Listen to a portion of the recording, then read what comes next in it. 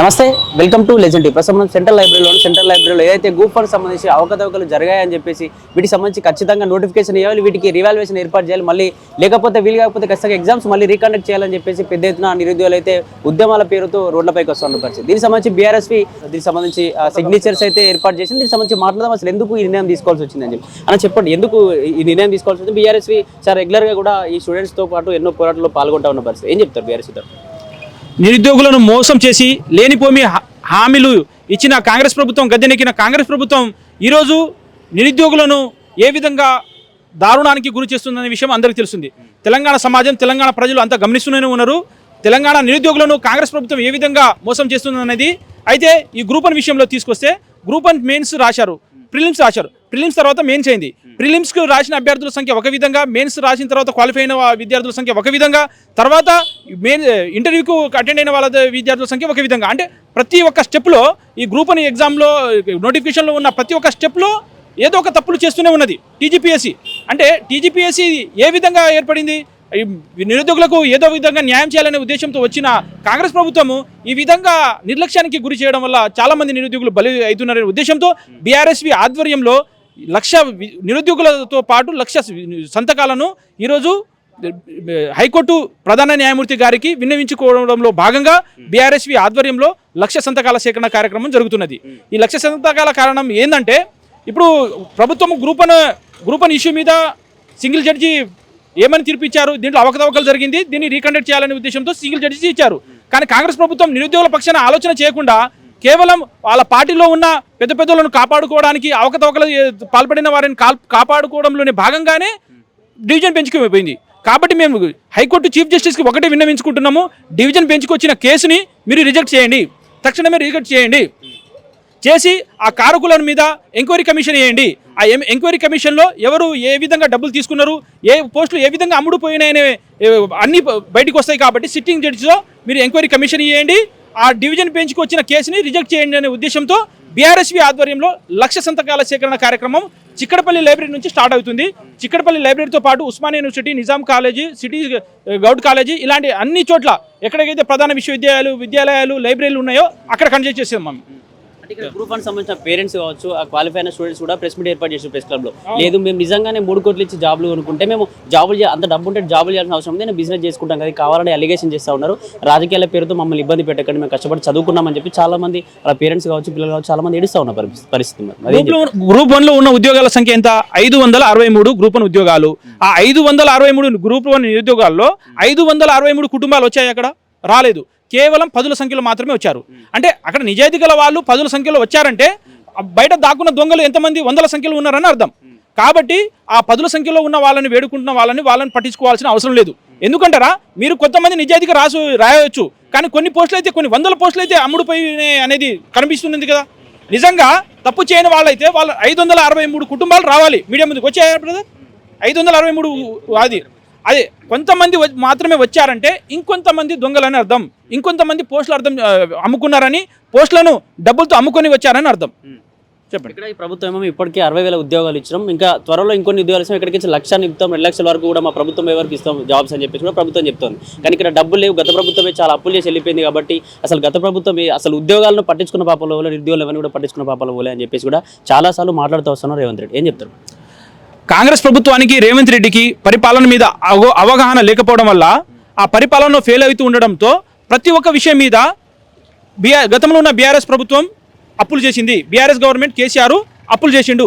ప్రతి ఒక్క విషయానికి, అది నోటిఫికేషన్ విషయంలో కావచ్చు, ప్రాజెక్టు విషయంలో కావచ్చు, ఇంకా సాంఘిక సంక్షేమ కార్యక్రమాల విషయంలో కావచ్చు, పథకాల విషయంలో కావచ్చు, ప్రతి ఒక్క విషయానికి ఏమని సమాధానం చెప్తున్నారు వాళ్ళు? తప్పించుకోవడానికి డైవర్షన్.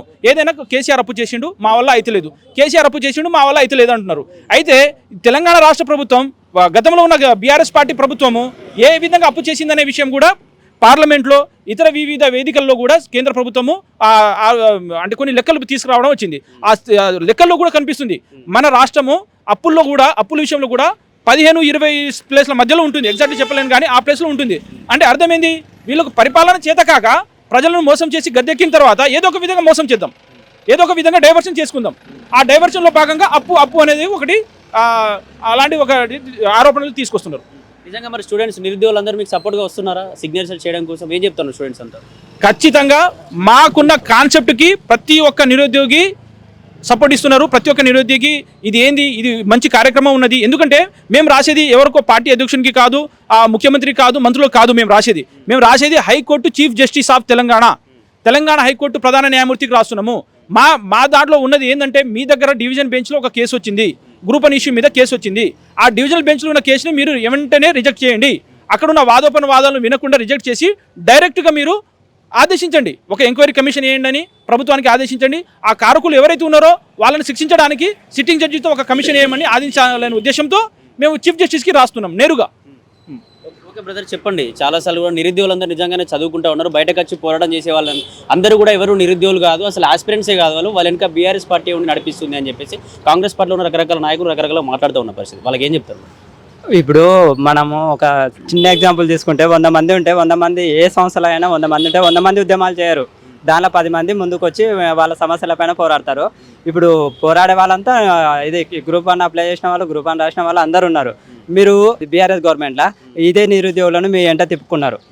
తిప్పుకొని పిల్లలను అంతా కోఆర్డినేషన్ చేసి ఉద్యమాలు చేశారు. మళ్ళీ ఇప్పుడు అదే నిరుద్యోగ నాయకులను వీళ్ళు నిరుద్యోగులే కాదని చెప్తున్నారు. అంటే మీ విజ్ఞతకి ఎంత పరిపక్వత ఉందో మీకే ఆలోచించుకోవాలి. అంటే మీరు ఏం మాట్లాడినా తెలంగాణ ప్రజలు నమ్ముతారు, విద్యార్థులు నమ్ముతారు అని అంటే ఎట్లా చూస్తున్నారు అంటే, వాళ్ళకు నోటికి వచ్చిందల్లా ఒక నాయకుడు వచ్చి 80 లక్షల ఉద్యోగాలు ఇచ్చినామంటాడు, ఒక నాయకుడు వచ్చి 1,00,000 ఉద్యోగాలు ఇచ్చినామంటాడు, ఒక నాయకుడు వచ్చి 50,000 ఇచ్చిన అంటాడు. అంటే మీ కేబినెట్ మీటింగ్ జరుగుతుంది. సో ఉన్నోళ్ళు అయితే కేబినెట్లో మనము 50,000 ఉద్యోగాలు ఇచ్చినాం, 1,00,000 ఉద్యోగాలు ఇచ్చినాం, అందరూ ఇదే మాట్లాడంటారు నాయన అని సో ఉన్నోళ్ళు చెప్పుకోవాలి. అంటే కేబినెట్ మీటింగ్ జరిగినా కూడా మీరు ఒక్కొక్క మంత్రి ఒక్కొక్క మాట చెప్తున్నాడు. అంటే మీ కేబినెట్లో ఏం జరుగుతుందో కూడా జనాలకు నమ్మకం లేదు. అంటే కేబినెట్ పెట్టుకొని ఆడ సమోసాలు తిని, చాదాయి బిస్కెట్లు తిని ఇంటికి పోయే బాబత్ ఉంది. నీకు ఇంత వాట వచ్చింది, నాకు ఇంత వాట వచ్చింది, నా కమిషన్ ఇది, నా వ్యాపారాలకు నువ్వు రాకు, నీ వ్యాపారాలకు నేను రాకు, ఇది మాట్లాడుకున్నట్టుంది కేబినెట్ మీటింగ్. అంతే. అంటే దీనికి సంబంధించి నిజంగానే డబ్బులు లేవు, నోటిఫికేషన్ ఇప్పుడు ఇవ్వలేము, త్వరలో కొంచెం సమయం ఇవ్వండి అని చెప్పి చాలాసార్లు ప్రభుత్వం చెప్తూ వస్తుంది. నిజంగానే డబ్బులు లేవంటారు ప్రభుత్వంలో? డబ్బులకు దీనికి సంబంధం ఏంది? మీరు వచ్చినప్పుడే సంవత్సరంలో 2 లక్షల ఉద్యోగాలు ఇస్తామని చెప్పారు. గొప్ప గొప్ప హామీలు ఇచ్చి పెద్ద పెద్ద సభలు ఆర్భాటాలు చేసుకున్నారుగా. నోటిఫికేషన్ ఇవ్వడానికి డబ్బులకి ఏం సంబంధం సార్? డబ్బులు అనేది మీరు క్రియేట్ చేసుకోవాలి. ఇప్పుడు నీకు అధికారం ఇచ్చారు, నువ్వు క్రియేట్ చేసుకునే బాధ్యత నీది. క్రియేట్ చేసుకొని నోటిఫికేషన్లు ఇచ్చే బాధ్యత నీది. లేవంటే అది చిన్న పోరాడు కూడా నాతో నా డబ్బులు నేను ఏం చేయలేను అంటాడు. అది కాదుగా. నీకు ఒక పరిపాలన ప్రజలు నమ్మించినప్పుడు నువ్వు దాన్ని సమర్థవంతంగా నిర్వహించినప్పుడు నాయకుడు అనుకుంటావు. ప్రభుత్వం కనీసం చర్చ కూడా చేయట్లేదు, నిరుద్యోగుల పట్ల చర్చ కూడా చేయట్లేదు. ఇంకా ఏమన్నా అంటే వీడు పేడ్ బ్యాచ్ అని చెప్పేసి, వీళ్ళకి ఎవరో బాసుని నడిపిస్తా ఉన్నారు, నిజమైన నిరుద్యోగులు కదా, ఆస్పిరెంట్స్ అని చెప్పేసి ఇలాంటి మాటలు మాట్లాడడం. అలాగే అశోక్ సార్ కూడా పెద్ద ఎత్తున పోరాటం చేస్తుంటారు. అశోక్ సార్కు అసలు తెలంగాణ ఉద్యమకారుడు అశోక్ సార్కు సంబంధం ఏముంది నిరుద్యోగులతో అని చెప్పేసి ఇటువంటి మాటలు కూడా మాట్లాడుతూ ఉన్నారు. కనీసం సపోర్ట్గా కూడా రాని పరిస్థితిగా కాంగ్రెస్ నాయకులు ఎవరు కూడా. నేను ఏమంటున్నా అంటే, తెలంగాణలో ఎవరైనా ఎవరికి మద్దతుగా అయినా దీక్షలు చేయొచ్చు, ధర్నాలు చేయొచ్చు, ఉద్యమాలు చేయొచ్చు. అంటే అభాగ్యులకు అండగా తెలివైన వాళ్ళు పోరాడొచ్చు, తప్పే లేదు. వాళ్ళ సేవ చేయాలనుకుంటున్నారు, వాళ్ళకి న్యాయం జరిగే వరకు పోరాడాలనుకుంటున్నారు. చేయొద్దనడానికి మీరెవరు? ఇదే కాంగ్రెస్ నిరుద్యోగులను మీరు వాడుకొని అధికారంలోకి వచ్చారుగా. మీరు అధికారంలోకి వచ్చి ఇప్పుడు ఇచ్చిన హామీలన్నీ చెవిన పెడుతున్నారుగా. అంటే మీకు ఒక న్యాయం, తెలంగాణ ప్రజలకు ఒక న్యాయమా? ఇప్పుడు ఈ సంతకాల సేకరణ ద్వారా 1,00,000 సంతకాల సేకరణ ద్వారా నిరుద్యోగులకు కావచ్చు, కాంగ్రెస్ ప్రభుత్వానికి మీరు ఏం చెప్పదలుచుకున్నారు బీఆర్ఎస్ తరపున? ఇప్పటికైనా గ్రూప్లో అవతవకలు జరిగినాయని ఒప్పుకొని మీరు మళ్ళా రీ ఎగ్జామ్ పెట్టి నిరుద్యోగ విద్యార్థులకు న్యాయం చేస్తే ఇప్పటికైనా విద్యార్థుల తరపున మేము కృతజ్ఞతలు తెలుపుతాము. లేదు మేము నిరుద్యోగులతో ఆడుకుంటాం, నిరుద్యోగుల జీవితాలతో ఇదే విధంగా ఆడుకొని ముందుకు పోతాం అంటే రానున్న ఎన్నికలు ఉన్నవి.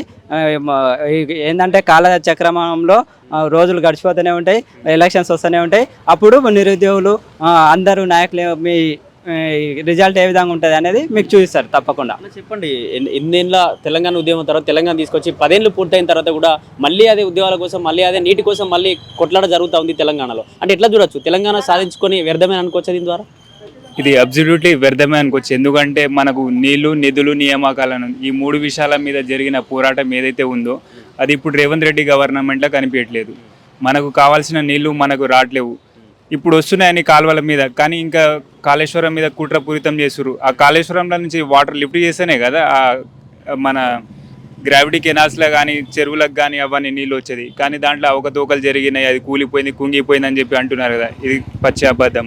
ఇంకా ఉద్యోగాలనే విషయంలో అయితే మీరు చూస్తున్నారు, ఇప్పుడు ట్రెండింగ్గా నడుస్తున్న విషయం ఏదైతే ఉందో గ్రూప్ 1, ఇది చాలానే మీరు ఇంతకుముందు మన కేసీఆర్ గవర్నమెంట్లో జరిగిన అవకతవకలు అన్నది ఈయన ప్రజాప్రభుత్వం తీసుకొచ్చిండు, ప్రజాపాలనని. ప్రజలకు వాళ్ళ చెప్పే స్వేచ్ఛ కూడా ఇవ్వనీయకుండా ఎక్కడికక్కడ అరెస్ట్ చేసి పడేస్తున్నారు స్టూడెంట్స్ని. అట్లా చేయడం చాలా ఇది. ఇంకా ఉద్యోగాల విషయంలో చాలా అవకతవకలు జరుగుతుంది, వాటిని సరిదిద్దుకోవాలి. అది సరిదిద్దుకొని అది దాన్ని క్లియర్ చేసేంత వరకు మేము నిరంతరం పోరాడుతూనే ఉంటామని తెలియజేస్తున్నాను. అంటే ఇక్కడ బీఆర్ఎస్వీ నిరుద్యోగులందరూ రెచ్చగొడతా ఉంది అని చెప్పి చాలాసార్లు కూడా కాంగ్రెస్ నాయకులు మాట్లాడుతూ ఉన్నారు. మరి వాళ్ళకి ఏం చెప్పదలుచుకున్నారు? ఇది కాదండి, ఇది ఏంటంటే మా సొంత కోసం కాదు. ఎంతో మంది గ్రామీణ విద్యార్థులు, పేద ప్రజలు ఒక పూట తినక చాలా కష్టపడే వాళ్ళు ఉన్నారు. కాబట్టి వాళ్ళ కోసం మేము నిరంతరం పోరాటం చేస్తూనే ఉంటాం. ఈ ఇష్యూ ఏదైతే సాల్వ్ అయ్యేంత వరకు మేము నిరంతరం పోరాటం చేస్తుంటాం.